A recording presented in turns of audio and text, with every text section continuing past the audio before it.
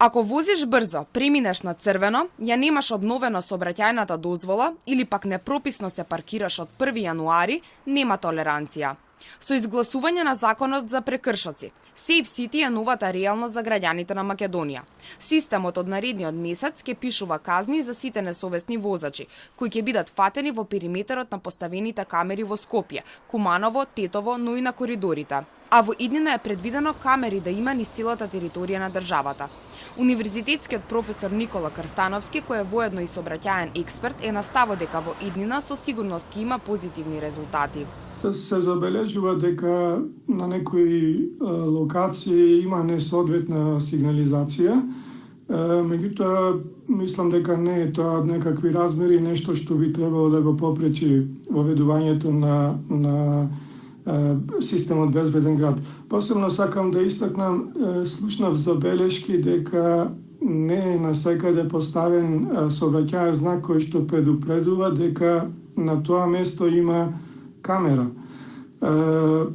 Треба да се каже отворено дека практично добра волја на Министерството за внатрешни работи да поставува такво предупредување.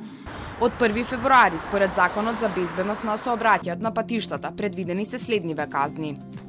Со пречекорување на дозволената брзина до 10 км на час, возачот ќе биде казнет со глоба од 15 евра.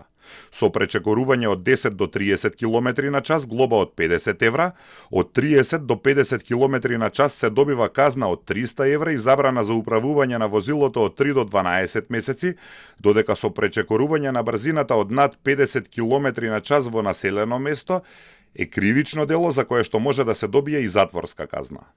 За донесениот закон, покрај тоа што гласа од мнозинството, гласаше и партијата Левица, која истакна дека во следниот период ќе поднесе дополнителни амандмани за да се регулира казнувањето на граѓаните според нивните примања. Според нив, не е можно човек кој зема плата од 500 евра да плаќа иста казна со некој кој зема 50.000 евра примања. Крстановски истакнува дека казните за сообраќајни прекршоци во некои земји се пропорционални со примањата на прекршителите.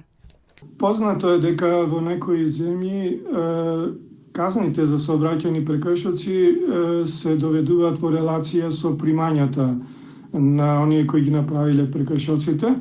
Инаку, што се однесува за состојбите кај нас, јас би рекол дека треба еден преоден период на почетокот да помени и искуството ќе покаже дали казните се превисоки или прениски.